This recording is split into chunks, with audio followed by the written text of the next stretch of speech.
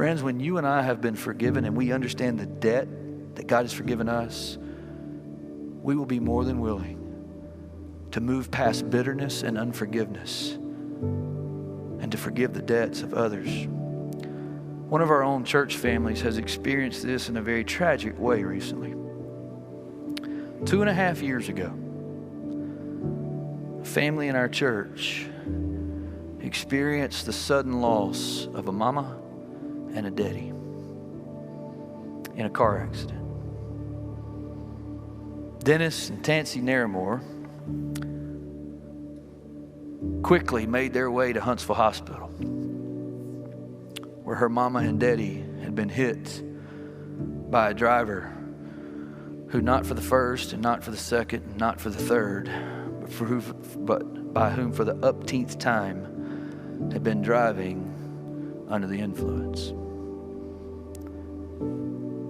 They get up there and they learn quickly that Tansy's mama has passed. She has died from her injuries in the wreck.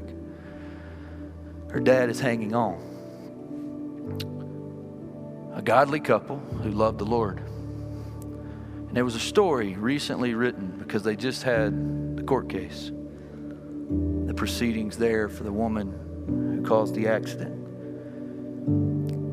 And it's come out in the story, and Dennis was telling me this the other day, that before Tansy's father went to be with Jesus the next day, he was asking about his wife, and they shared what happened with him there as he lay in the bed.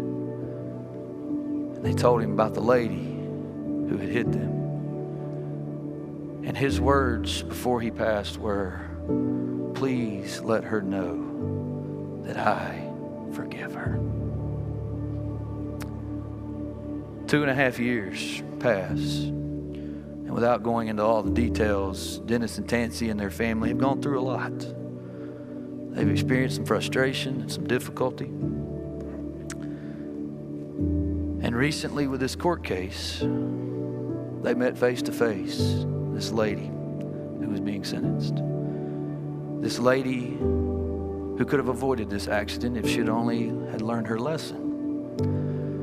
And the initial response, the natural response, would be to get even, to get mad. The family wrote a letter. And I asked Dennis and Tansy if they wouldn't mind me sharing this story. And they said, "You can share it as long as God's the one that gets the glory." And the reason that they know it was God is because they could not forgive on their own. But in the court hearing the other day, the family read a letter